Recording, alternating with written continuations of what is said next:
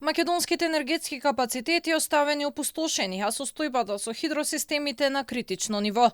Ова е сериозен проблем кој владата го наследи и треба да го реши на патот до остварување на главната цел – енергетски независна земја. Пример за лошата состојба е хидроцентралата Тиквеш. Во овој момент водостојот е на критично ниво и според министерката Божиновска, празниот простор некогаш исполнет со вода го вклучува црвениот аларм. Мора внимателно и одговорно да се менаџира со ресурсите. ХЕЦ Тиквеш е изградена со инсталирана моќност од 113 мегавати и годишно производство 144 гигават часови електрична енергија. Но во овој момент, како што информираат од Министерството за енергетика, се соочува со сериозни ограничувања поради недостигот на вода. Божиновска од лице место посочи дека владата сериозно е посветена да се промени сегашната ситуација. Ова е повик за будност. Ке вложиме максимални напори оптимизирање на користењето на ресурсите.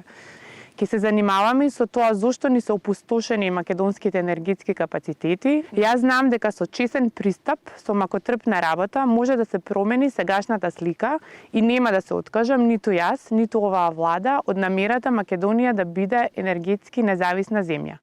Директорот Бошков вели дека затекнал ниво на вода која што е 12 пати пониска од просекот за овој период од годината. Дотокот на вода се зголемил во последниот период благодарение на обилните дождови. Поради критичната состојба со акумулацијата, стравувале од хаварија и сериозни оштетувања на системот во хидроелектраната. Наследив празна акумулација со кота која е 12 метри испод котата која е просечна за овој период од годината, со производство од 41 гигават час, што е некаде на граница од 45% од годишното производство согласно енергетскиот биланс во Република Македонија. Инаку, според тимот од хидроелектраната, ова е прва посета на ресорен министер по речиси 2 децении. ХЕЦ Тиквеш е изградена во периодот од 1968 до 1971 година и игра важна улога во енергетската инфраструктура на земјата. Важноста на овој хидросистем е двојна. Покрај производство на струја, се користи и за наводнување на Тиквешко поле, што представува еден од регионите со најголема потреба за наводнување.